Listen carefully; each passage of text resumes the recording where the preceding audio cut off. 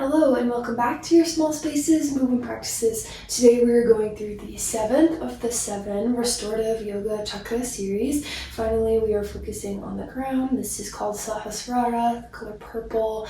No props are required today, not even a mat. You could find a soft space to just lie down and do a little bit of posture and breath work onto. And we'll start on our belly in crocodile pose, Makrasana. So lower yourself down. You can stack your forearms out in front of you, and then you might rest one cheek. Typically it would be forehead. Bring yourself down.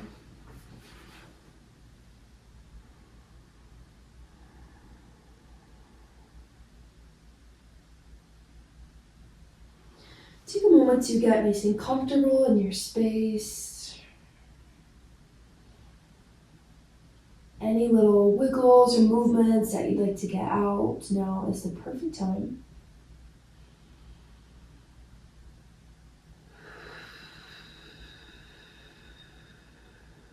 Invite some nice deep breaths in through your body.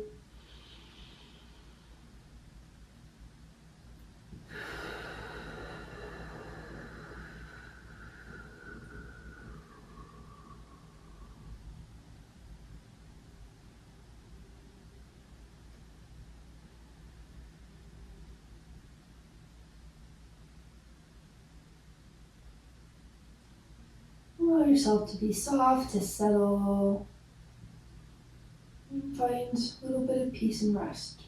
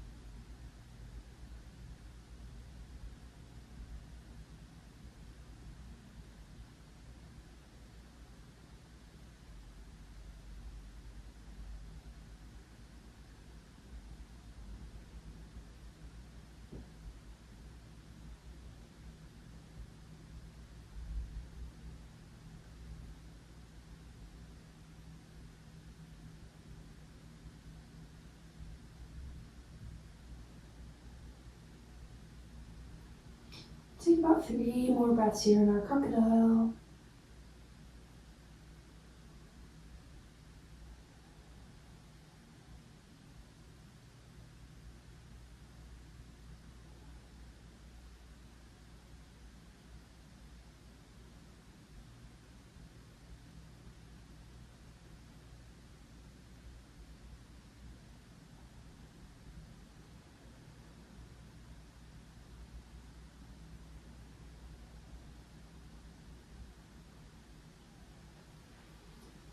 Start to plant your hands underneath your shoulders, and then carefully press up to a tabletop.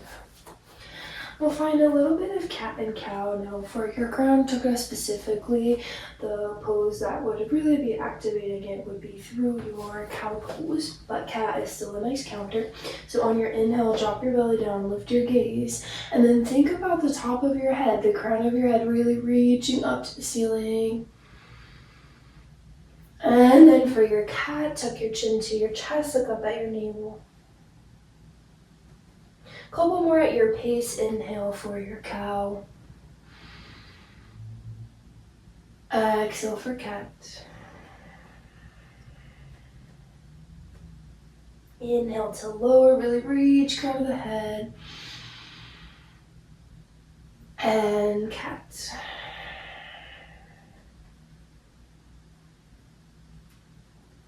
We'll flow through one more together, nice and slow. Really slow down this time. Inhale as you drop down. Slowly reach your head. Stay for an extra breath.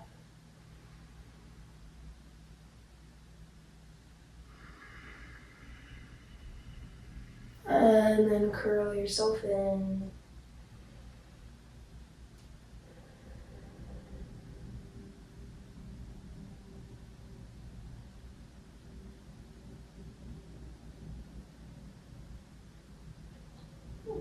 Slowly press yourself back into a child's pose, balasana, toes together, and knees could go narrow, knees could be a little bit wider. We are going to add something on, so come into your regular child's pose for a few moments. Normally in child's pose, we're pressing our forehead into the ground. Maybe today though, since we're focusing on the crown, you bring more of the top of your head to your mat, a big tuck of chin to your chest.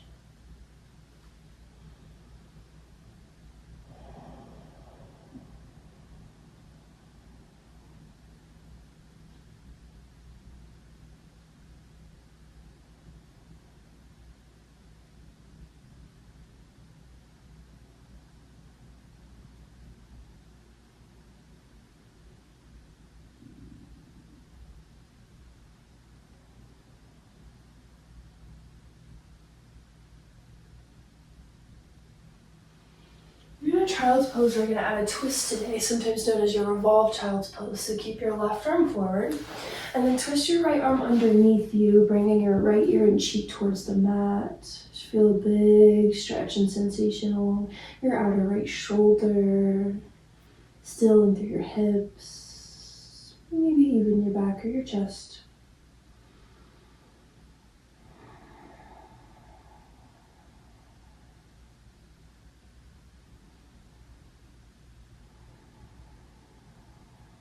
Every breath that you take, creating a little bit of space, a little bit of life in between your shoulders. Nice ringing out of your spine.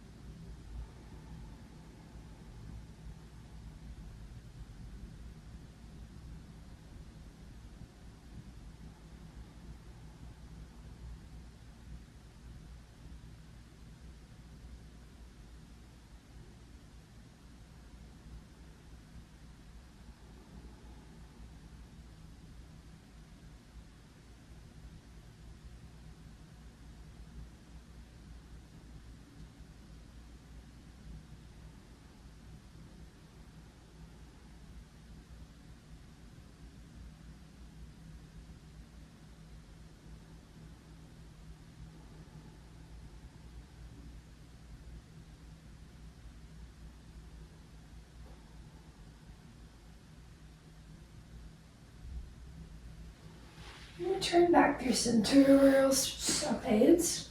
I know I'm going to need the room, so I'm going to scoot over a little bit. Right arm will stay forward this time. Left hand will twist underneath you, left hand and arm. And then left side of your head comes down.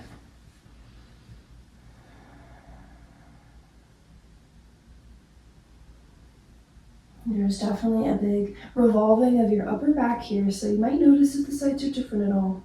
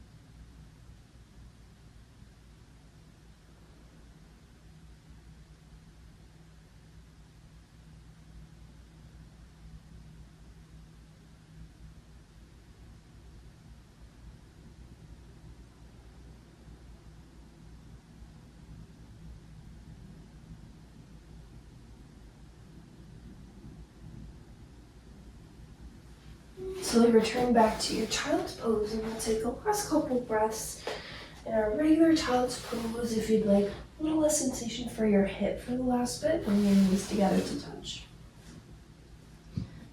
Bring top of the head to the mat rather than your forehead, just for these last moments.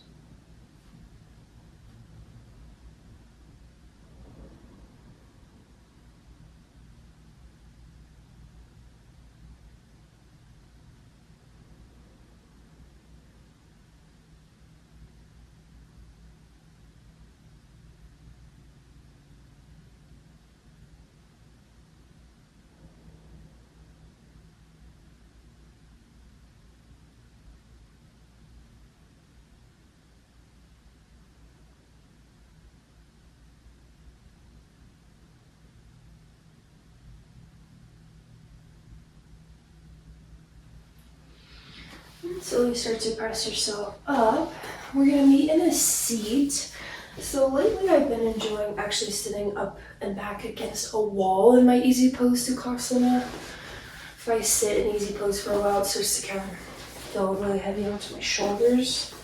So if you have a wall near you, you can find one, sit up back against it.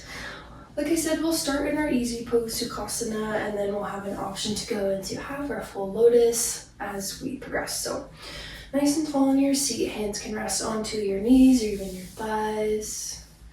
Palms face down if you're looking to ground a little bit. And palms face up if you're looking to receive.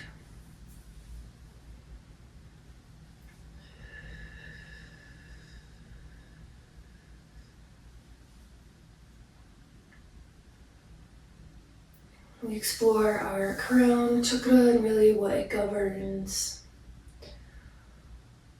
It's our connection to our highest self, maybe some form of divinity if that's how we follow our belief system.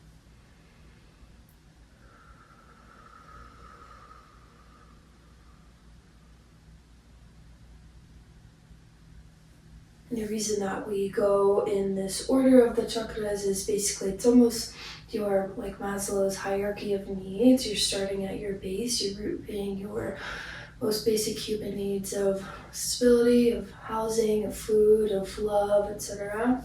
And then you're slowly working your way up, and then now finally to the crown, we're looking at our ability to achieve our highest self, to be our highest being, maybe through spirituality, maybe through means of meditation.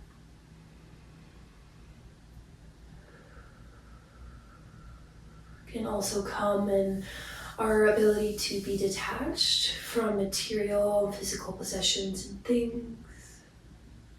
Of course, these yoga texts and ideas are coming from thousands of years ago.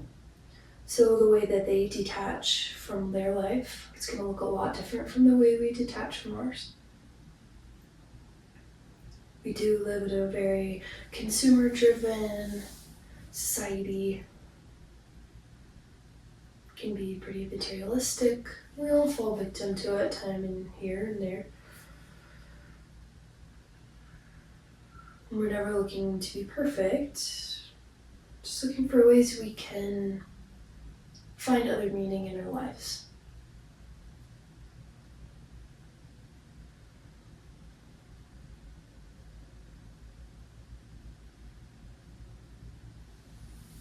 If you're happy here in your Sukhasana, you can stay. If you'd like to find half or full lotus, I'll explain them to you. I actually can't really do them, but I will still show you. So for your half lotus, take one of your feet, and you'll cross it over onto the opposite thigh. Now, sometimes people use support props for this. Sometimes I'll do that. I also know that half lotus is okay for me. Full lotus is not something I can access. And in my personal, professional opinion, it's not really a practice thing. It's more of a how your hips were made thing. I've been doing yoga for a long time. If you're in your half, you can stay. I'll give you an option to move into your full. Like I said, I can't do it, but you can take your opposite foot and then put it on the other knee as well. And that's truly your full lotus. Now, if you're in your half, I'll let you know when we can switch feet, about 2 to 3 breaths. No matter where you've chosen to be though, all the options are lovely and great. Lift up through the crown of your head, and you might even imagine a little crown on top of your head, jewels glistening. Reach it up to the sky.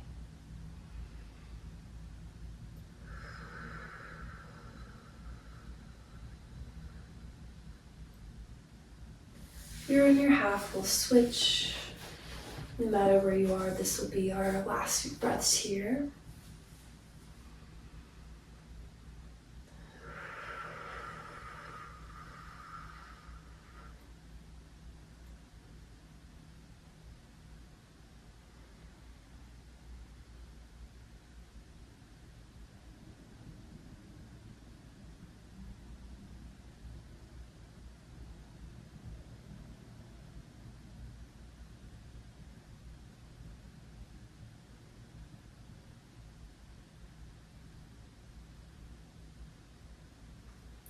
No matter where you've been, we'll all slowly come out of it. Set any feet down. And we'll be back in our tabletop.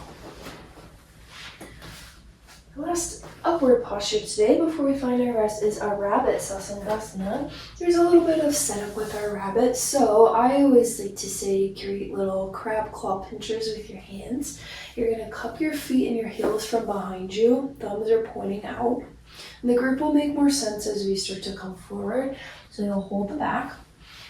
And then slowly pull yourself forward. Let that grip of your hands on your feet help you to pull forward. It's almost like a somersault, except of course you won't.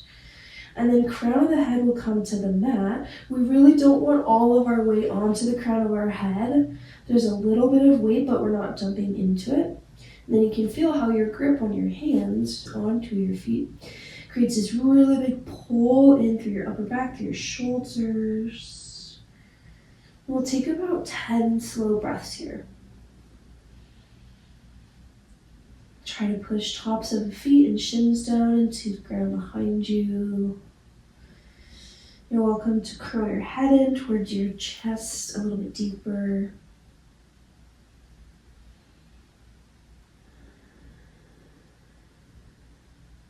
You might have smaller sips of air, that would be normal.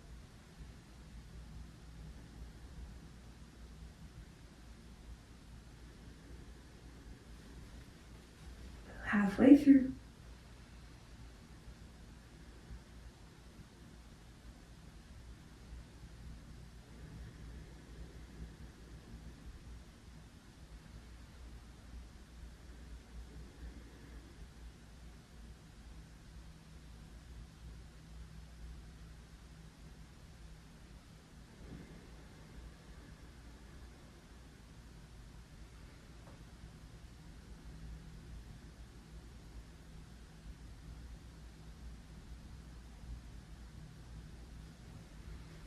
To release, sit your glutes back towards your heels, and then slowly stack your spine back up, maybe a little shoulder roll.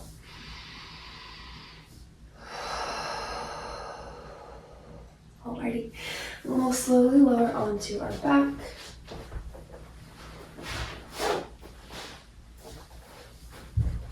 Make sure you have enough space for yourself. Extend your legs long.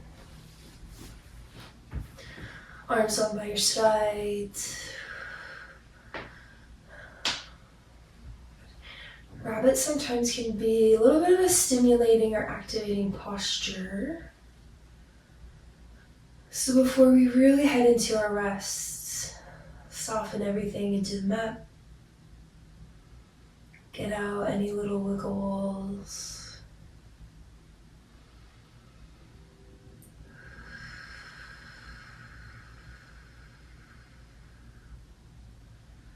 Feel your body and breath start to slow down again.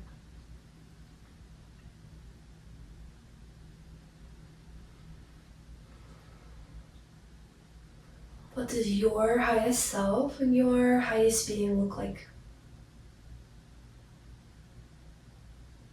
Maybe the image is cloudy, maybe you feel like you've already achieved that. No right or wrong answers, just ask the question.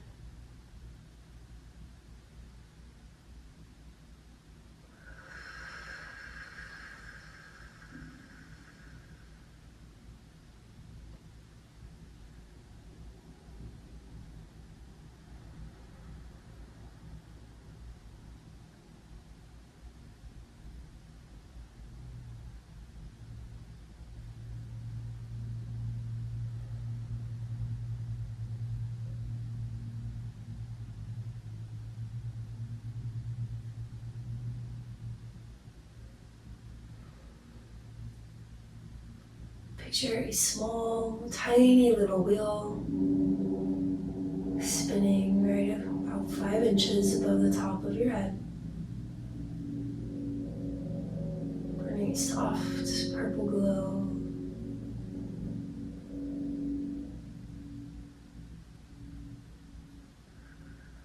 With every inhale and exhale that you take, that wheel starts to spin faster, that purple starts to burn brighter.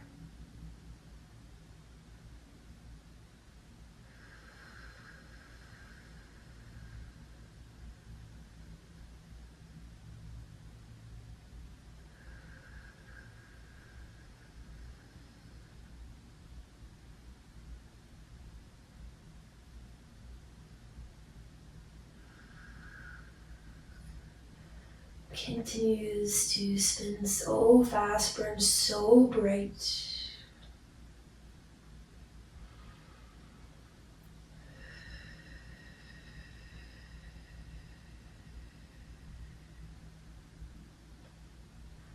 So all of a sudden that wheel and that beautiful purple glow fill up the entire room or space that you're in.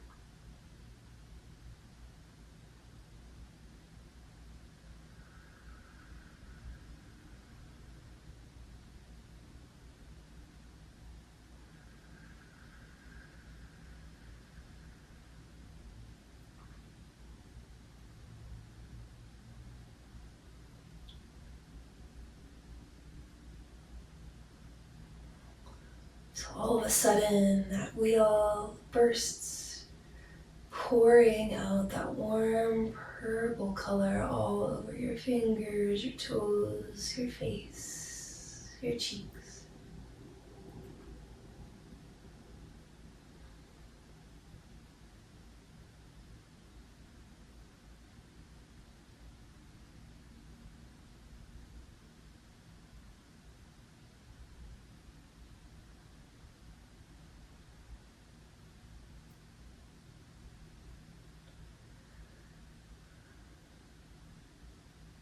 All of a sudden that tiny little wheel is back, spinning right above the crown of your head,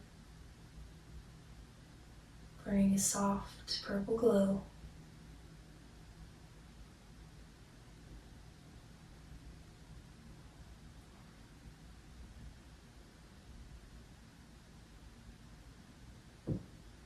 So all of a sudden it starts to slow and dim until it slowly fades away.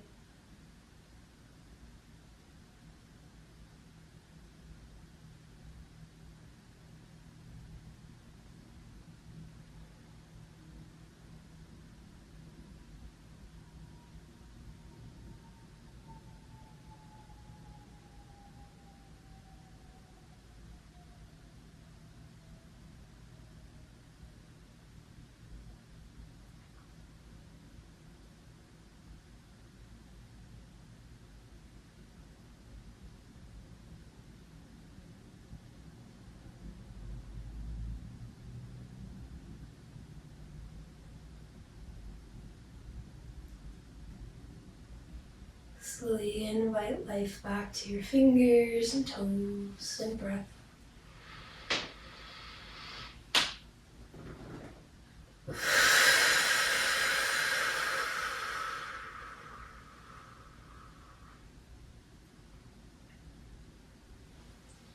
Gather your knees into your chest. Maybe add a rock side to side.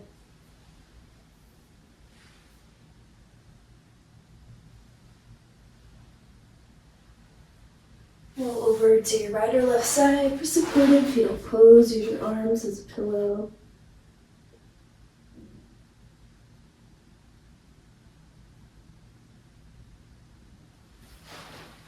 And slowly press up to your seat one last time.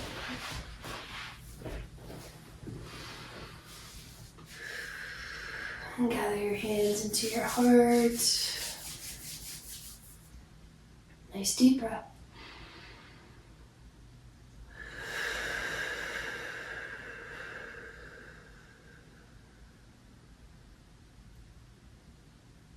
palms to your third eye space. We'll bow to seal our class and our whole 7-week series with gratitude for each other and ourselves.